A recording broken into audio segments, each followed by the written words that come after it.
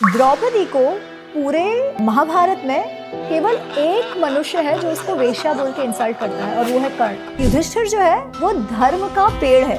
उस धर्म के पेड़ का जो स्कंध है, जो ट्रंक है, वो अर्जुन है। जो शाखाएं हैं वो भीम है, और जो फल मूल है, पत्ते हैं, वो सहदेव नकुल है, और उसका जो मूल है वो श्री कृष्ण है। अगर महाभारत में कोई जातिवादी है तो वो कर्ण है। जो धर्म के विरुद्ध जाएगा, धर्म उसका पतन करेगा। जो धर्म की रक्षा करेगा, धर्म उसकी रक्षा करेगा। तो अगर धर्म ने कर्ण की रक्षा नहीं की तो उसमें समाज का दोष नहीं है, कर्ण का स्वयं का दोष है।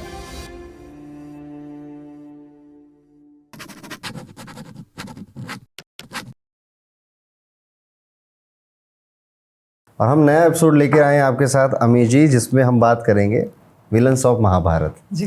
तो इसमें जैसे मैंने पहला क्वेश्चन आपसे रामायण वाले में पूछा था, who is your favourite villain in Mahabharat?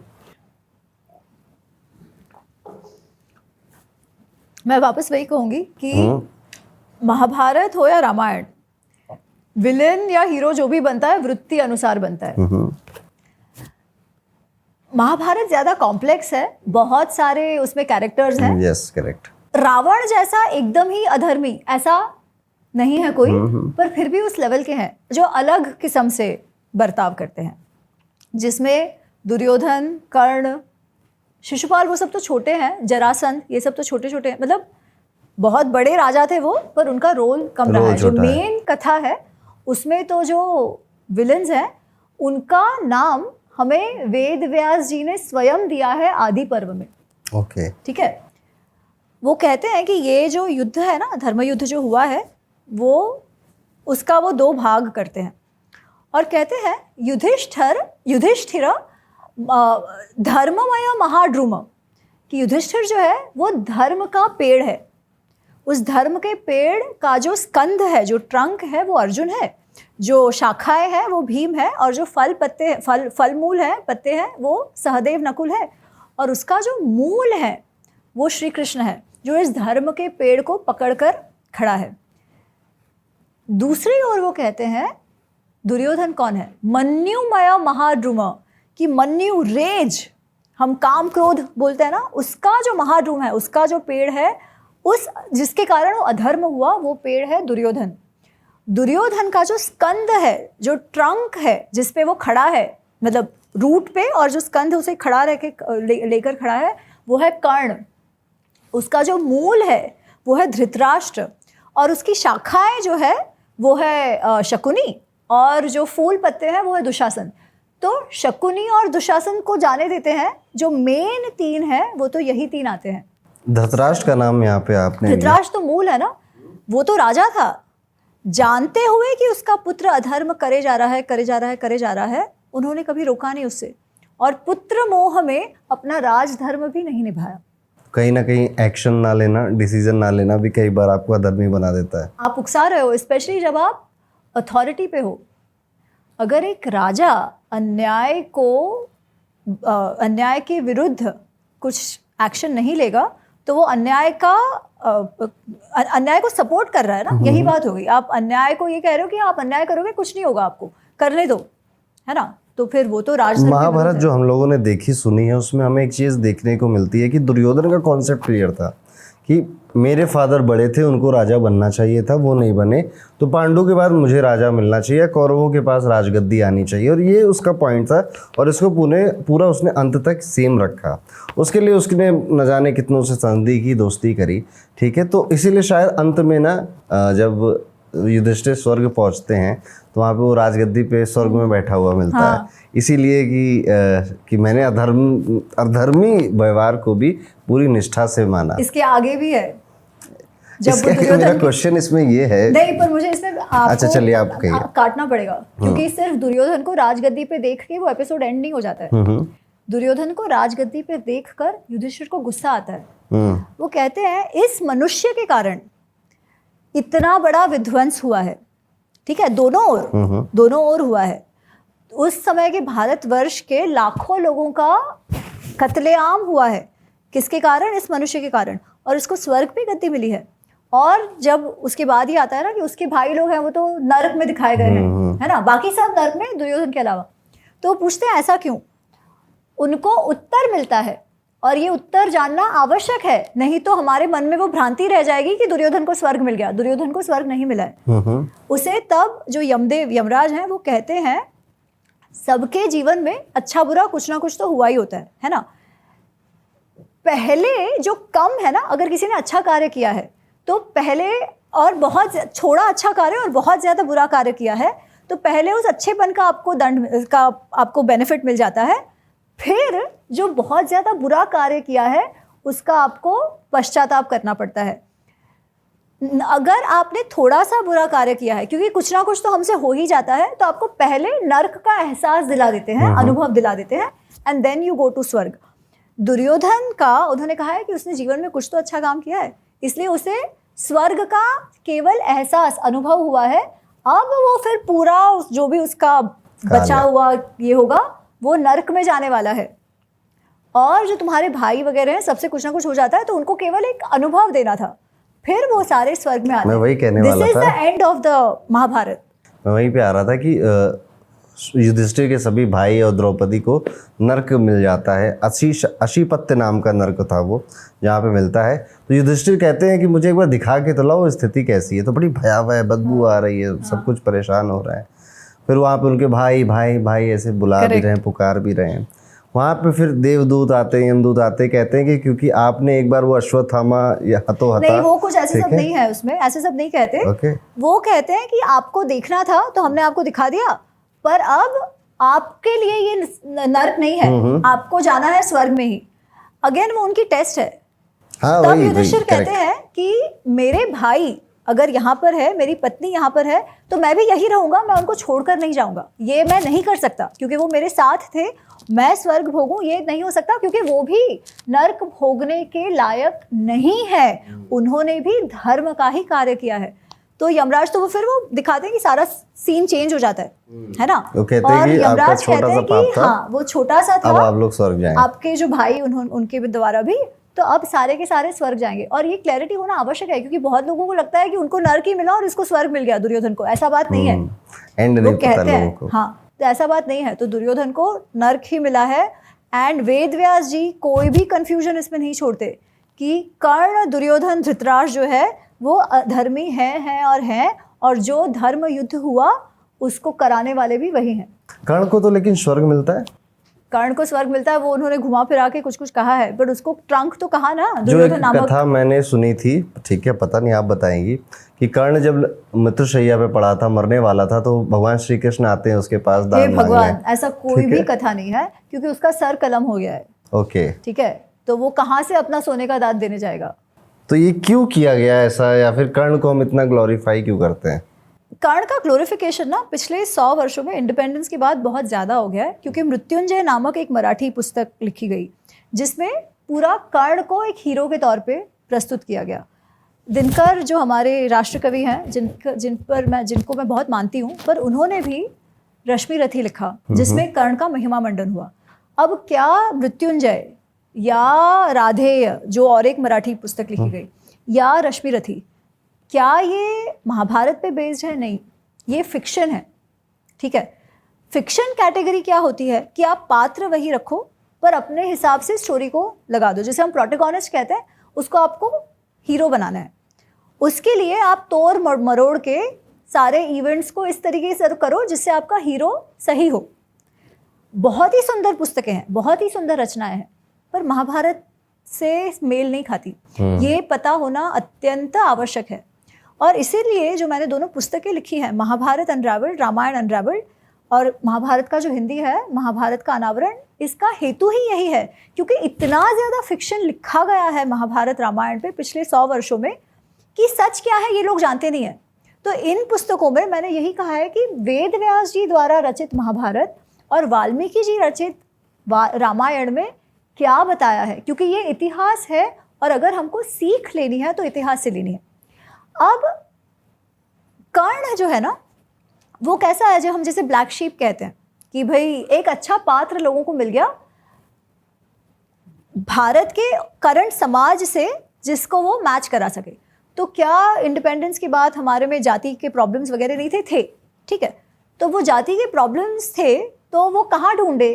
तो इतिहास में उनको ऐसा एक पात्र मिल गया जिसको उस रूप में ढाला जा सकता था। ऑफ कोर्स ये तभी नहीं थे। दूसरा एक पुराना नाटक है 2000 साल पुराना, जिसमें भी क्रिएटिव लिबर्टी हमारे नाट्यों में ली जाती थी, जिसमें भी कर्ण को थोड़ा सा ग्लोरीफाई कर दिया गया है, बट बहुत ज़्यादा तो अभी हुआ, क्योंकि he could be the one जो कह सके कि नहीं, जो एंटी, जो जाति, जो हमारे समाज में जो कुरीतियाँ हैं उससे बाहर निकलने के लिए एक हीरो कर्ण।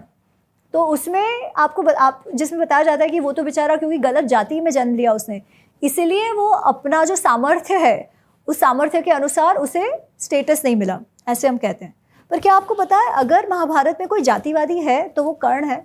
वो कितनी बार उसने द्रोणाचार्य और कृपाचार्य को कहा है कि ये तो ब्राह्मण है, इनको तो कथा पढ़ना चाहिए, इनको तो केवल शिक्षक होना चाहिए, ये लोग क्या लड़ाई करेंगे, ये लोग तो डरपोक होते हैं, ऐसे करके वो कहता है। कृपाचार्य को उसने यहाँ तक कहा है कि आप वापस और कुछ कहोगे ना तो आपकी ज़बान खींच लूँगा मैं, जिह्वा छेदस्यामि, आपके ज़बान काट दूंगा आपने मुझे और कुछ कहा तो, ठीक है। ऐसे ऐसे वो बात करता है। मद्र नरेश जो है वहाँ पे वो कहता है कि आपका जो राज्य है वहाँ पे तो वर्ण संकर है, कोई किसी के भी साथ विवाह करता है, कोई जाति के अनुसार रह नहीं रहा है। वो ये सब स्वयं कह रहा है कि आपकी जो स्त्रियाँ हैं वो भी एकदम संकरित हो गई है, किसी के साथ भी उठती बैठती है, किसी के साथ भी सोती है। इस प्रकार से उसने लिटरली कहा है, क्योंकि कर्ण जो है ना वो बहुत ही, हम कहते हैं कि उसकी भाषा पे कोई संयम ही नहीं है थ्रू आउट। द्रौपदी को पूरे महाभारत में केवल एक मनुष्य है जो उसको वेश्या बोल के इंसल्ट करता है, और वो है कर्ण। किसी ने नहीं कहा, दुर्योधन ने भी ये कभी नहीं कहा। द्रौपदी के वस्त्र हरण का भी जो आइडिया है वो कर्ण का है। ऑफकोर्स वो केवल द्रौपदी के लिए नहीं है, वो सबके लिए है कि आपके जो ऊपर के वस्त्र है वो निकाल दो, पर इन्होंने तो एक ही वस्त्र पहना था, ठीक है। तो वो आइडिया भी इसका है। कर्ण कहता है कि, और जब द्रौपदी पूछती है कि अरे मुझे जीता गया या नहीं जीता गया, पहले मुझे बताओ, क्योंकि युधिष्ठिर तो हार गए थे तो मुझे कैसे दांव पे लगा सकते हैं। तो ये जब बातें चल रही है, अच्छा सबसे पहली बात सब ये कहते हैं कि स्त्री को कैसे दांव पे लगा दिया, बात सही है, पर युधिष्ठिर जब सब कुछ हार गए थे, अपने भाइयों को और स्वयं को दांव पे लगा दिया था, उसके बाद की ये बात है। उसके बाद द्रौपदी को लाया जाता है, और वो भी क्यों, क्योंकि शकुनी उकसाते हैं। पर द्रौपदी को लाने के बाद उसका जो इतना इंसल्ट और ह्यूमिलिएशन हुआ है वो कर्ण ने किया है, ठीक है। इसका हम महिमा मंडन करते हैं। क्यों? क्योंकि 2-3 चीज़ें उसके बारे में कही जाती है कि द्रोणाचार्य जो है उन्होंने पढ़ाने से मना कर दिया, है ना। क्यों मना कर दिया? क्योंकि गलत जाति कौन सी उनकी? परशुराम थे उनके गुरु। हाँ, पर बात ये नहीं है, द्रोणाचार्य भी कर्ण के गुरु ही थे। ओके। और कर्ण जो है वो द्रोणाचार्य के पास पढ़ा है। कर्ण के द्वारा कितनी बार कहा गया है कि दोनों द्रोणाचार्य और परशुराम मेरे गुरु हैं। तो क्यों कर्ण क्यों द्रोणाचार्य के पास से चला जाता है? द्रोणाचार्य नहीं निकालते, वो स्वयं जाता है। क्यों? क्योंकि वो ना हमेशा से अर्जुन के साथ, गुरुकुल में भी अर्जुन के साथ वो हमेशा स्पर्धा रखता था, ठीक है, कि मैं अर्जुन से अच्छा। पर अर्जुन को तो कुछ पड़ी नहीं थी, वो तो अपना अभ्यास वही करते रहता था। फिर एक बार कर्ण को लगा कि अगर मुझे इसे हराना होगा तो मुझे ब्रह्मास्त्र सीखना पड़ेगा। तो द्रोणाचार्य जी के पास जाके बोलता है कि मुझे आप ब्रह्मास्त्र सिखाओ। द्रोणाचार्य जी जानते हैं कि इसके मन में कितना बुरा भाव है अर्जुन के लिए, तो वो कहते हैं मैं तुम्हें नहीं सिखाऊंगा। तो तब कर्ण कहता है कि आप नहीं सिखाओगे तो फिर मैं किसी और गुरुजी को ढूंढ लूंगा। द्रोणाचार्य कहते हैं ढूंढो, अब जबरदस्ती तो किसी को नहीं रख सकते। तब वो परशुराम के पास जाकर झूठ बोलकर उनका शिष्य बनता है। सबसे पहली बात तो जो उसको जातिवाद जी की जो हम बात करते हैं, मैं ये नहीं कह रही कि जातियां नहीं थी, ठीक है, वो सब रहा होगा, पर सूत क्या होता है? सूत क्या जो हम आज समझते हैं वैसी कोई ऑप्रेस जाति थी? नहीं। मैं आपको एक एग्जाम्पल देती हूँ। कीचक है, कीचक का नाम आपने सुना है, जो मत्स्य देश में राजा विराट का सेनापति था और उनके पत्नी का भाई था। कीचक को भी सूत पुत्र कहा गया है। ओके। तो जो विराट के राजा हैं उनकी जो वाइफ है वो भी सूत पुत्री है, ठीक है। तो सूत पुत्र का क्या अर्थ हुआ? मैं बताती हूँ आपको। और जो सूत पुत्री है तो राजा विराट और उनकी वाइफ है सुदेशना, उनकी बेटी है उत्तरा। उत्तरा का विवाह किसके साथ हुआ? अभिमन्यु के साथ। तो पांडवों को सूतों से इतनी नफरत है कि सूत पुत्री सुदेशना की बेटी को अपने घर की बहू बना लिया। ऐसे कैसे हो सकता है? राइट? इसका मीनिंग अलग है कुछ। हाँ, सूत का मीनिंग है, सूत इज अ मिक्स जाति। ब्राह्मण स्त्री और क्षत्रिय पुरुष, उनका विवाह होकर उनके जो सारे बच्चे हैं ना, फिर उनको सूत कहा जाता है। फिर ये होता था कि फिर सूतों का भी कितने सारे सूत हुए होंगे, फिर वो भी अपने अपने में विवाह वगैरह करते थे। तो ये कोई ऑप्रेस जाति नहीं थी। सूतों को तो कथावाचक होते थे वो लोग, जैसे कीचक योद्धा है, योद्धा होते थे, कथावाचक होते थे और सारथी भी होते थे। तो वो कोई ऑप्रेस्ड थे ऐसा कुछ नहीं था। वो लोग तो वेद पाठ भी करते थे, उनको तो क्षत्रियों ब्राह्मणों जैसा सम्मान मिलता था।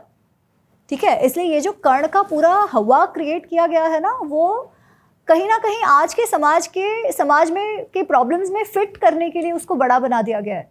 और वो देख कर ना, जैसे क्या होता है कि कर्ण को जैसा उसे बनाया गया है उसको एक्सेप्ट करना बहुत सुलभ है, क्योंकि हम जब कर्ण को देखते हैं तो लगता है अरे देखा उसमें तो सामर्थ्य था, पर वो जो उसे हासिल करना चाहिए वो उसे मिला नहीं। क्यों? क्योंकि समाज का प्रॉब्लम, समाज उसके विरुद्ध था। वो तो बहुत अच्छा था, पर वो तो समाज ने उसके साथ द्रोह किया, विद्रोह किया, जो भी। नहीं, ये सीख एकदम गलत है। महाभारत की सीख बहुत क्लियर है। धर्मो रक्षति रक्षितः, धर्म एव हतो हन्ति, धर्मो रक्षति रक्षितः। जो धर्म के विरुद्ध जाएगा, धर्म का पतन कराएगा, धर्म का हनन करेगा, धर्म उसका पतन करेगा। जो धर्म की रक्षा करेगा वो धर्म उसकी रक्षा करेगा। तो अगर धर्म ने कर्ण की रक्षा नहीं की तो उसमें समाज का दोष नहीं है, कर्ण का स्वयं का दोष है। अब इसमें कई सारी चीज़ें और भी मिलती हैं, जैसे कुंती ने उसको पैदा होते ही बहा दिया। उसके बाद जब युद्ध होने वाला था तो उसके कवच कुंडल इंद्र ने भिक्षा में लेकर चले गए। जब द्रौपदी का स्वयंवर हो रहा था तो कर्ण जीतने वाला था, पर सबने कहा कि अरे नहीं नहीं, ये तो सूत पुत्र है, इसके तो राजा है भी नहीं। तो इतना तिरस्कार भी तो हुआ है उसका। अच्छा, कुंती माँ ने, वो तो कन्या थी जब कर्ण का जन्म हुआ है ना, तो उन्होंने त्याग दिया। क्या ये गलत हुआ? हाँ, पर क्या जिस परिवार में गया कर्ण, क्या उसके साथ भेदभाव हुआ था? क्या वो गरीबी में पला बड़ा था? नहीं। अधिरथ जो थे वो तो धृतराष्ट्र के बहुत करीबी मित्र थे, इसीलिए तो द्रोणाचार्य ने अपना शिष्य तक बनाया था कर्ण को। है ना? तो उनके साथ माताजी ने छोड़ दिया, ये बात दुख की थी, पर क्या उसका पालन पोषण अच्छे से नहीं हुआ था? क्या उसको जो माता पिता ने उसे अपनाया था, क्या उन्होंने उसे प्रेम नहीं किया था? पहली बात तो वो बहुत प्रेम में, बहुत ऐश्वर्य में वो बड़ा हुआ है, बहुत सम्मान के साथ बड़ा हुआ है। अच्छा, अब बहुतों के साथ अत्याचार होते हैं, बहुतों के साथ life is not fair, right? Kunti माँ स्वयं जो है वो तो वसुदेव की बहन थी, है ना, पर उनको कुंती भोज को दे दिया गया। तो उनको भी तो अपने परिवार में वो नहीं बड़ी हुई थी, उनको भी किसी और को अडॉप्ट करने दे दिया गया था। मानकर इनमें उनको छोड़ दिया और किसी और ने अडॉप्ट किया, तो उनको भी तो कहीं और ही पली बड़ी थी ना वो। तो आपके साथ कोई एक बात ऐसी हो जिससे हमें दया आए, वो एक चीज़ है, बट वो दया का क्या उसके साथ जीवन में कोई खराब हुआ था क्या? आप उल्टा पांडवों को देखो, उनका जन्म कहाँ हुआ? जंगल में, राइट? इतने वर्ष अपने टीनेज तक वो लोग जंगल में ही रहे। तो जंगल में कोई बहुत ऐशो आराम की तो जीवन नहीं होता है, तो क्या उनके साथ अत्याचार नहीं हुआ था? सबके साथ कुछ ना कुछ हुआ था। जितनी लग्जरी में शायद कर्ण बड़ा हुआ था, उतने तो पांडव भी नहीं हुए थे। जैसे टीवी सीरियल्स में दिखाते हैं कि वो मछुआरे थे या क्या थे। नहीं, मछुआरे नहीं थे। अधिरथ जो है वो सूत थे, और अंग जो है वो सूतों का राज्य था। और अधिरथ अधिरथ के लिए शब्द ऐसा इस्तेमाल हुआ है, जो शब्द का प्रयोग हुआ है वो है महायशस्वी। ओके। क्योंकि वो धृतराष्ट्र के मित्र थे, और अगर वो इतने क्लोज नहीं होते तो क्या द्रोणाचार्य कर्ण को पढ़ाते? क्या नहीं पढ़ाते ना, पर वो उनके साथ पढ़ता था, दुर्योधन और उन सब के साथ पढ़ता था। ठीक है, इसलिए कोई भी परिस्थिति जब हुई हो, घटना हुई हो, तो उसे सही परिप्रेक्ष्य में देखना चाहिए। ऑल्सो किसी के साथ एक चीज़ कुछ बुरी हुई है तो क्या उसे दुनिया पर बुराई ठोकने का जस्टिफिकेशन मिल जाता है? तो ऐसा हो तो फिर कुंती भी जाके किसी को भी मार देगी, मुझे भी मेरे माँ बाप ने छोड़ दिया। ये तो बात सही नहीं है ना। अगर उसके साथ अत्याचार होता, लोग परेशान करते रहते, उसे कुछ नाम उल्टा सीधा बुलाते, ऐसा भी नहीं था, राइट? पहली बात वो। दूसरी बात हम लेते हैं जब द्रौपदी के स्वयंवर की बात आती है। तो द्रौपदी के स्वयंवर की जो कथा है ना, वो बहुत इंटरेस्टिंग है। जनरली हम कहते हैं कि द्रौपदी ने कहा कि ये तो सूत है, इससे मैं विवाह नहीं करूँगी। पर जितनी मैन्यूस्क्रिप्ट्स मिली है ना महाभारत की, जो क्रिटिकल एडिशन जब बन रहा था, तब अराउंड 1200 मैन्यूस्क्रिप्ट्स में से केवल 5 मैन्यूस्क्रिप्ट्स में ये बात आती है, और किसी में भी नहीं आई है। 1200 में से 5, ठीक है। सूतम न वर्यामी, ऐसे कहा द्रौपदी ने। अच्छा, अब इवन ये जो 5 मैन्युस्क्रिप्ट्स जो हैं, जैसे गीता प्रेस में वो लोग मेंशन करते हैं कि द्रौपदी ने कहा कि जैसे ही कर्ण खड़ा हुआ कि द्रौपदी ने कहा मैं सूत से विवाह नहीं करूंगी, और कर्ण को बैठ जाना पड़ा। परंतु अगर आप सदर्न मैन्युस्क्रिप्ट देखेंगे, दाक्षिणात्य मैन्युस्क्रिप्ट देखेंगे, तो उसमें तो एक्चुअली पूरा डिस्क्रिप्शन है कैसे कर्ण प्रत्यंचा चढ़ा ही नहीं पाया और उसे बैठ जाना पड़ा। इवन गीता प्रेस में ये जो प्रसंग आता है कि जब अर्जुन खड़ा होता है, ठीक है, अर्जुन जब खड़ा होता है प्रत्यंचा चढ़ाने और वो टारगेट को हिट करने, तब लोग कहते हैं, क्योंकि वो ब्राह्मण वेश में है, तो वो कहते हैं अरे ये जो कर्ण, दुर्योधन, शल्य ये सब नहीं कर पाए, तो ये ब्राह्मण का पुत्र क्या करेगा। जब वो जीत जाता है द्रौपदी को, तब वो वापस कहते हैं कि अरे जो कर्ण, दुर्योधन ये सब नहीं कर पाए, वो इस ब्राह्मण के पुत्र ने कर दिया। तो ऊपर नीचे ये श्लोक आते हैं। तो गीता प्रेस में भी ना एक नोट दी हुई है नीचे कि ये प्रसंग प्रक्षिप्त लग रहा है, पर मैन्युस्क्रिप्ट में है इसलिए हमने रहने दिया है। पहली बात ये, तो ये प्रसंग हुआ है कि नहीं यही हम नहीं जानते। दूसरी बात, अगर ये हुआ भी है तो ये स्वयंवर था, ठीक है। अगर स्वयंवर था तो स्वयंवर का अर्थ क्या, द्रौपदी को अधिकार है डिसाइड करने का कि उसे किससे विवाह करना है, किससे विवाह नहीं करना है। तो अगर हम फेमिनिज्म की बात करते हैं, तो अगर वो कहती भी है कि मुझे नहीं विवाह करना है कर्ण के साथ, तो वो उसका अधिकार है ना, तो इसमें इतनी कौन सी बड़ी बात हो गई। बात तो सही है, ठीक है मैम। और सूत हमको बुरा इसलिए लगता है क्योंकि सूत को हम एक बुरा शब्द मानते हैं। मैंने आपको अभी कहा सूत क्या है। सूत कितनों को कहा गया है, इनफैक्ट विदुर को कई बार शाक्त कहते हैं। क्यों? क्योंकि क्षत्रिय पिता शूद्र माता, इसलिए शाक्त। तो वो एक ना वो कोई बुरा शब्द या गाली नहीं है। हम लोग ना सूत को शूद्र समझ लेते हैं, वो सही नहीं है। सूत मतलब शूद्र नहीं है। भाषा में ना सुनने में सेम लगते हैं दोनों, इस वजह से गलती हो जाती है। तो मैम आपने कर्ण के बारे में काफ़ी नहीं, मुझे भी काफ़ी कॉन्सेप्ट मेरे खुद के क्लियर हो गए, और मैं आपकी जो किताब है अनरेवल्ड महाभारत और अनरेवल्ड रामायण ज़रूर पढ़ूंगा अब इसके बाद से। इंटरेस्ट काफ़ी जग गया है। एक विलन की क्योंकि हम बात कर रहे हैं, तो शकुनी को भी हम as a very dangerous villain लेते हैं, और कहा जाता है कि शकुनी वॉज द वन जो कि श्री कृष्ण के समतुल्य चालाक था, और शकुनी वो था जिसने दुर्योधन के कान भरे या धृतराष्ट्र के कान भर भर के महाभारत को करवाने में उसी का हाथ था। सो ये क्या सच है या इसमें भी कोई लूप होल है? क्या शकुनी दुर्योधन को प्रोत्साहन देता था पांडवों के अगेंस्ट? एक्चुअली वैसा नहीं है। इट्स लाइक शकुनी दुर्योधन की हाँ में हाँ मिलाता था हर चीज, ठीक है। पर शकुनी के कारण महाभारत हुई और वो कृष्ण जैसे चालाक थे, ऐसी कोई बात नहीं है। ये क्यों कहा जाता है? क्योंकि बहुत सारी मनगढ़ंत कहानियां गांधारी के विवाह को लेकर आजकल खड़ी हो गई है। क्यों? क्योंकि अंधे के साथ उसका विवाह कर दिया तो somehow it is bad, बुराई होना चाहिए, कुछ कोई षड्यंत्र के तहत ही हुआ, ऐसे हमको कहा जाता है। जबकि ऐसा नहीं था। गांधार राज्य था, वो अच्छा राज्य था पर छोटा राज्य था। हस्तिनापुर एक बहुत ही समृद्ध और बड़ा राज्य था, ठीक है। तो जब ये पांडु और धृतराष्ट्र बड़े हो गए तो उनके विवाह की जब बात चली है, तो भीष्म पितामह सोच रहे हैं कि किनके साथ विवाह करो।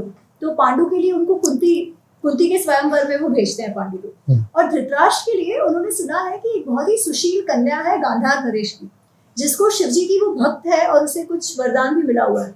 तो उसे ऐसा है कि ये लड़की हमारे लिए अच्छी है।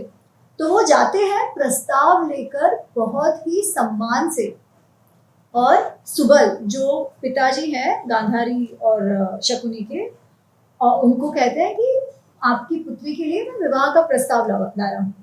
तो सुबल को जब ये पता चलता है कि धृतराष्ट्र के लिए और वो अंधे हैं, परंतु हस्तिनापुर से ये प्रस्ताव आया है, तो हस्तिनापुर का नाम और समृद्धि देखकर वो खुशी खुशी हाँ कर देते हैं, ठीक है। आप सोचिए, थोड़ा भी अगर कोई कमी रही होगी, पर वो था तो युवराज कहाँ का? हस्तिनापुर का। विवाह के लिए हाँ या ना किया जाता है, केवल एक लड़की को तो नहीं देखते, सब कुछ देखते हैं। स्पेशली जब अरेंज मैरिज का हम देखते हैं कि कई बार हम कहते हैं अरे थोड़ा सा भी है तो कोई बात नहीं, परिवार बहुत अच्छा है, राज्य बहुत अच्छा है ना। तो यही सोच कर समझ कर सुबल हाँ करते हैं। जब गांधारी को पता चलता है कि मेरे जो होने वाले पति हैं वो देख नहीं पाते, पर मेरे पिताजी ने मान लिया है, पिताजी ने सहमति दे दी है, तो वो भी कोई बुरा भाव नहीं रखती, ठीक है। एटलीस्ट दिखाया तो नहीं गया, एटलीस्ट व्यास जी तो ये बात नहीं कहते। वो ये कहते हैं कि ठीक है, जो मेरे पति नहीं देखेंगे मैं भी नहीं देखूंगी, और ना ही मैं मेरे पति में कुछ कभी बुरा देखूंगी, क्योंकि वो बहुत ही सुशील लड़की है गांधारी, जो विवाह के पहले भी। और फिर शकुनी जो है वो गांधारी को लेकर इसे छोड़ने आते हैं हस्तिनापुर। दोनों के लिए जो शब्द का उपयोग किया गया है वो है अर्थशास्त्र विशारद।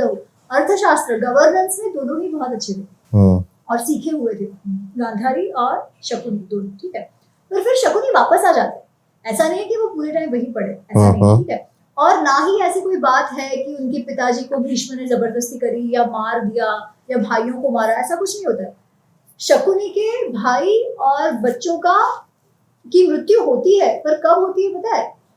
युद्ध में, कुरुक्षेत्र के युद्ध में, जब वो लोग कौरवों की साइड से लड़ने आते हैं, उसके पहले कुछ नहीं हुआ है। तो वो पासों का वो क्या हड्डियों से पास, और लंगड़े होने का भी मिलता है उनके। लंगड़े होने की तो कथा ऐसी है कि महाभारत के कोई भी एक्सेप्टेड मैन्युस्क्रिप्ट में शकुनी लंगड़े वंगड़े कुछ नहीं, ओके, है वो बहुत व्यवस्थित है। जो लंगड़पना जहाँ से प्रसिद्ध हुआ वो है बी आर चोपड़ा महाभारत से। वो ऐसा हुआ, मैंने इसकी अभी दो चीजें सुनी है। पहले तो मैंने ये सुना था कि गुफी पैंथर जी को लग गया था, और लग गया था तो थोड़ा सा लंगड़पन आ गया था, पर उन्होंने सबको लगा कि यार ये तो ऐड कर रहा है व्यक्तित्व को, तो रहने देते, ठीक है, उसे और विकेट बना रहा है। जैसे मंथरा को भी कुबड़ और ऐसे दिखाया जाता है। तो कुबड़ है, अच्छा, मंथरा को कुबड़ कहा गया है, ठीक है, उसको बनाया नहीं गया, पर इसमें वो है कि भाई कर देते हैं। मैं जब मेरा कोई रील था जिसमें मैं इस पे बात कर रही थी, तो मुझे एक जो इंस्टा फॉलोअर है उन्होंने और एक जानकारी दी इस बारे में। उन्होंने कहा कि गुफी पैंथर जी ने स्वयं ये एक इंटरव्यू में कहा था कि उनके दादाजी ये बात मानते थे कि अगर कोई भी फिजिकल विकृति हो तो वो मनुष्य को और क्रूर बना देते, ठीक है। इसलिए वो उनके मन में था, तो इसलिए उनको लगा कि भाई इसमें लगड़ना ऐड कर दो।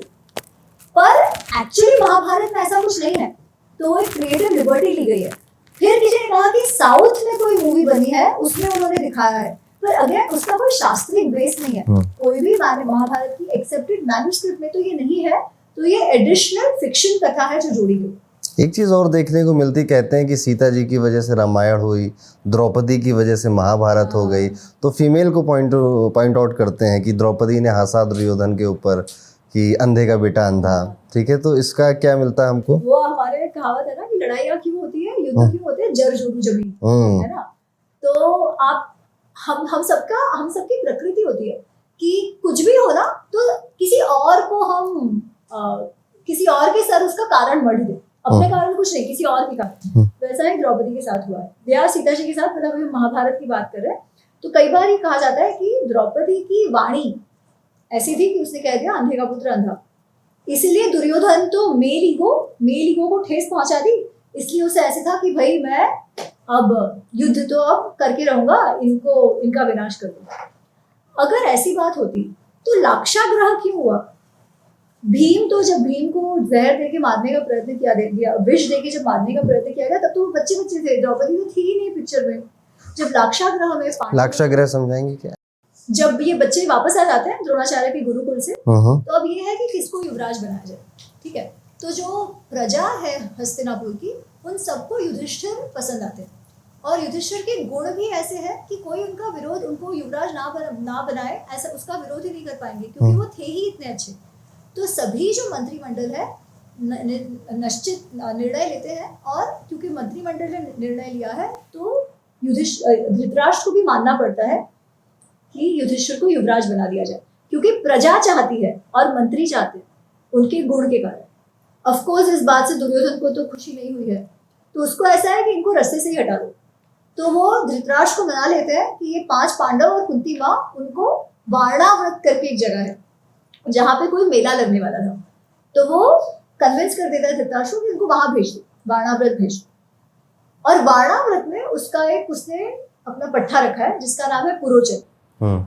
तो पुरोचन द्वारा उसने एक महल बनवाया है स्पेशली पांडवों के लिए, जो लाख का बना है। उसमें जो बेसिकली जो उसकी दीवारें वगैरह है, उसमें घी, ये वो जो विस्फोटक सामग्रियां होती है, उसके द्वारा वो घर महल बनाया गया है, बहुत सुंदर सा महल। क्योंकि वो कुछ टाइम वहां रहे, खुशी से रहे, और फिर उसको पुरोचन का काम ही होता है कि उसको फिर आग लगा देनी है, और उसको एक्सीडेंट, आजकल हम नहीं देखते कि मृत्यु मार देते हैं, खून कर देते हैं, और उसको एक्सीडेंट के तौर पे आप कह दो कि ये तो एक्सीडेंट हुआ था, ऐसा उनका पूरा प्लानिंग है, ऐसा पूरा षड्यंत्र रचा गया।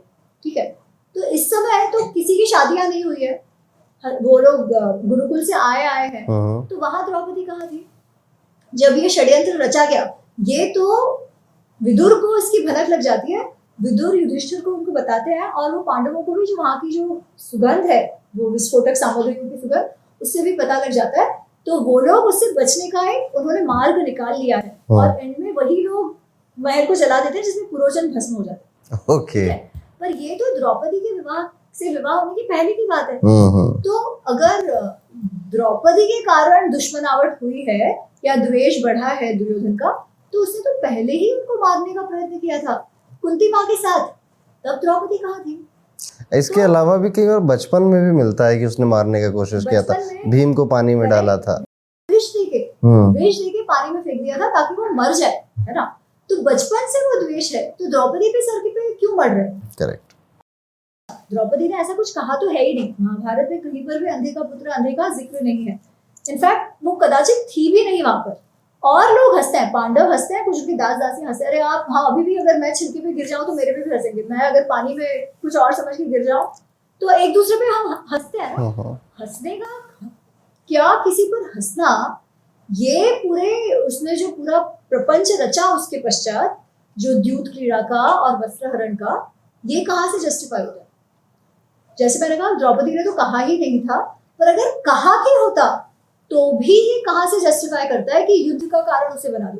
ये तो दुर्योधन का प्रॉब्लम था ना, कि उसका मात्सर्य भाव, उसका लोभ, अगेन काम क्रोध लोभ मोह मद मात्सर्य, उसका अहंकार, मात्सर्य और लोभ इतना अधिक था कि एंड में वनवास के बाद जब पांडव कहते हैं कि केवल 5 गांव दे दो, तो वो 5 गांव भी देने को तैयार नहीं। उसको ऐसा है कि तुम्हारे साथ में जी नहीं सकता, अब सुई की टोक जितनी भी जमीन में नहीं दूंगा, मैं आपके साथ जी नहीं सकता। युद्ध तो होना ही होना है, और उसको भड़काने वाला कर्ण है। वो दोनों हैं जो चाहते ही नहीं है कि किसी भी प्रकार की संधि हो। इनफैक्ट धृतराष्ट्र भी बाद में तो कहते कि भाई युद्ध ना हो, क्योंकि उनको पता है उनके बेटे की कितनी काबिलियत है, वो भी जानते हैं। उनको पता था अगर युद्ध होगा तो जीतने वाले तो पांडव ही है, तो वो भी नहीं चाहते थे युद्ध हो। जब गंधर्वों के साथ दुर्योधन, कर्ण और उन सबका जब गंधर्वों के साथ युद्ध हुआ था, जब वो लोग, ये कब होता है, जब घोष यात्रा नाम का वो प्रसंग है, जब पांडव है वो जंगल में रह रहे वनवास के दौरान, ठीक है, और वो हस्तिनापुर के पास के किसी जंगल में उस समय आए हुए हैं। तो शकुनी और कर्ण अपना दिमाग चलाते हैं और कहते हैं कि हम जाके दिखाते हैं पांडवों को कि वो कैसे दरोदर भटक रहे हैं, पर हम कैसे ऐश्वर्य में रह रहे हैं। तो वो पूरी कर्ण, दुर्योधन, शकुनी, बाकी सारे कौरव, उनकी पत्नियां सभी एक साथ निकल पड़ते हैं कुछ ना कुछ बहाना करके। क्यों? क्योंकि दिखाने, पांडवों को बुरा लगाने कि आपकी हालत देखो और हमारी हालत देखो। पर उल्टा हो जाता है, वहां जंगल में पहुंच के वहां जो गंधर्व है उनके साथ लड़ाई हो जाती है, युद्ध हो जाता है इन सब का, दुर्योधन का और उन गंधर्वों का, किसी बात को लेकर। और कर्ण को इतनी चोट लगती है कि वो भाग जाता है युद्ध से, ठीक है, और दुर्योधन पकड़ा जाता है। दुर्योधन जब पकड़ा जाता है तो कुछ सैनिक बचते हैं और वो भागकर जाके युधिष्ठिर को कहते हैं आप प्लीज हमारा सहयोग करिए, हमारे राजा को पकड़ लिया गया। तो उस समय फिर युधिष्ठिर जो है वो पांडवों को भेजते हैं, बाकी चारों को, भाई आप जाके मदद करो। और अर्जुन, भीम, नकुल, सहदेव मिलकर गंधर्वों से युद्ध कर दुर्योधन को छुड़ाते हैं और कौरवों को छुड़ाते हैं। कर्ण तो चला गया है, भाग चुका है, क्योंकि वो कहता है कि अरे मेरे से तो सहन नहीं हो रहा उनसे युद्ध करना है, उसको चोट लगती है, ठीक है। तो अब ये आप सोचो कि जिसको आपने निष्कासित कर दिया, ऐसे जिसकी सारी जो राज्य हड़प लिया पांडवों का, उन्हीं ने आपको बचाया। अब ये तो ऑब्वियसली ईगो पे ठेस पहुंचने वाली बात है। तो दुर्योधन इतना ज्यादा दुखी हो जाता है कि उनके कारण वो बच गया, कि वो कहता है मैं अब हस्तिनापुर तो नहीं जाऊंगा, मैं यहीं पर अपना जीवन त्याग दूंगा, मैं तो आमरण अनशन कर दूंगा और जीवन त्याग दूंगा। तब शकुनी इनफैक्ट उसे एक बात कहते हैं, वो कहते हैं देख, इतना सब होने के पश्चात पांडवों ने तुम्हारी सहायता ही करी, अब तुम बड़ा मन रखो हस्तिनापुर में तुम्हारे पास सारी लक्ष्मी सारी समृद्धि है, उनको दे दो, उनको इंद्रप्रस्थ दे दो और तुम बड़े बन जाओ, ये शकुनी कहते हैं। बट दुर्योधन कहता है नहीं, चांस ही नहीं है, ये तो मैं नहीं करूंगा और मैं मर ही जाऊंगा। फिर कर्ण वापस आता है, फिर कर्ण कहता है अरे बहुत अच्छा तुमने हरा दिया गंधर्वों को, मुझे तो मुझसे सहन नहीं हुआ उनका जो आक्रमण था, मुझे बहुत चोट लग गई थी इसलिए मैं चला गया। दुर्योधन कहता है नहीं नहीं, और वो बताता है कि ऐसे सब हुआ, और वो कहता है इसलिए अब मैं पांडवों ने मुझे बचाया तो मैं मर जाऊंगा। कई जगह सुनने को मिलता है कि दोस्ती हो तो दुर्योधन कर्ण जैसी दोस्ती हो। कृष्ण और सुदामा और दुर्योधन कर्ण को कंपेयर किया जाता है, विच इज रॉन्ग। मैं ये पूछती हूँ कि मित्र कैसा होना चाहिए? मित्र ऐसा होना चाहिए जो आपको उकसा के आपके पूरे परिवार का, कुटुंब का तहस नहस बना दे जस्ट क्योंकि आप चाहते हो, या ऐसा हो जो आपको सही मार्ग दिखाए। मित्र कैसा हो? मित्र ऐसा हो जो सब लोग कह रहे हैं कि भाई संधि कर लो, हस्तिनापुर में सुखी से रहो, धर्म के मार्ग पे रहो, उस सबके विरुद्ध जाकर अपने दोस्त को उकसाता रहे कि नहीं भाई कुछ भी हो जाए मैं हूं ना, कोई लड़े ना लड़े मैं तो लड़ूंगा ना, और उसको पतन के पथ पर ले जाए। मित्र कैसा होना चाहिए? और इतना कह के भी गंधर्व का युद्ध के समय भाग गया। करेक्ट। युद्ध शुरू होने वाला था, धर्म युद्ध कुरुक्षेत्र पर, तब 10 दिन जब भीष्म पितामह लड़ रहे थे तब वो युद्ध के बाहर बैठा था। पहले 10 दिन कर्ण ने युद्ध में भाग नहीं लिया। क्यों? क्योंकि भीष्म पितामह ने कुछ कह दिया, उसका उसको ईगो पे लग गया, और वो कहता है कि आपने मुझे कहा कि मैं रथी महारथी कुछ नहीं हूँ, तो अब मैं नहीं लड़ूंगा जब तक आप सेनापति हो, क्योंकि मैं पराक्रम करूंगा उसका क्रेडिट आपको मिल जाएगा, इसलिए जब तक आप है तब तक मैं नहीं युद्ध करूंगा। अरे वहां तुम अपना ईगो ले आए, अब दोस्ती कहाँ गई? दोस्ती कहाँ गई? तुम कहते कोई बात नहीं यार, उन्होंने मुझे कुछ भी बुरा कहा, क्या फर्क पड़ रहा है, मैं तो अपने मित्र के लिए लड़ रहा हूँ ना। बट नहीं। अब हम विलन्स ऑफ महाभारत की बात कर रहे हैं, एक अश्वत्थामा का नाम आता है, क्या वो विलन की कैटेगरी में आएगा? अश्वत्थामा को मैं विलन वैसे नहीं मानती, पर जो आखिर में अश्वत्थामा ने किया उससे वो उसकी जिंदगी पूरी बहुत ही, उसने अपने जिंदगी का पतन करवा लिया, जीवन का पतन करवा लिया। शुरुआत में ऐसा कुछ नहीं है। अश्वत्थामा दुर्योधन का मित्र है और दुर्योधन के साथ है, और उसे पांडवों से कोई द्वेष नहीं है, ठीक है। इनफैक्ट जब विराट मत्स्य देश में विराट का युद्ध होता है तब दुर्योधन और कर्ण शकुनी ने तो ये कह के वो युद्ध के लिए सबको सहमत किया था कि हम जाके विराट नरेश के जो गोधन है उसको चुरा के लाएंगे। ये जो इसका नाम क्या, एक दूसरा एक जो राज्य है वहां के राजा के साथ मिलकर हम गोधन चुरा के लाएंगे, इसलिए युद्ध होता था, ठीक है। परंतु वहां जाके सबको पता चल गया कि ये तो एक्चुअली पांडवों का अज्ञातवास तोड़ने का इसके मन में था। तो वहां पर ना फिर द्रोणाचार्य कहते हैं कि अरे वो तो अर्जुन लग रहा है, वो जो वहां जो नपुंसक वेश में जो है वो एक्चुअली अर्जुन लग रहा है, और ये जो निमित्त है वो भी सारे सही नहीं लग रहे, तो हमें ये युद्ध नहीं करना चाहिए, ठीक है।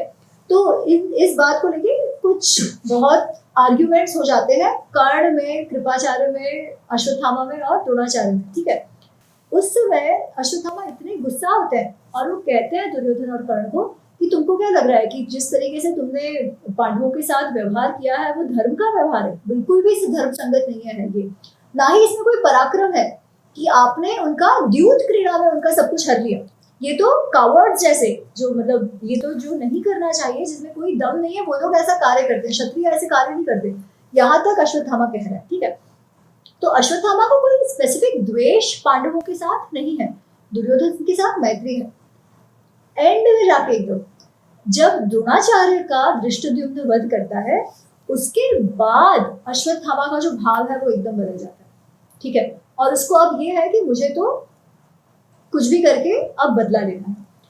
तब फिर जाके जब दुर्योधन को भीम ने मारा है तब अब अश्वत्थामा कहता है नहीं अब मैं बदला लूंगा। और जब युद्ध समाप्त हो चुका है या सबको लग रहा है कि युद्ध समाप्त हो गया, तब अश्वत्थामा में ऐसे जैसे रौद्र रूप आ गया और वो जाके इनके जो कैंप है, जो शिविर है पांडवों का, जिसमें पांडव नहीं थे फिर उनके बच्चे धृष्टद्युम्न, शिखंडी, पांचाल के सारे सेना वो सब थे, वो रात को जाके इन पे जब वो सो रहे थे तब आक्रमण करता है और सबको मार देता, ठीक है।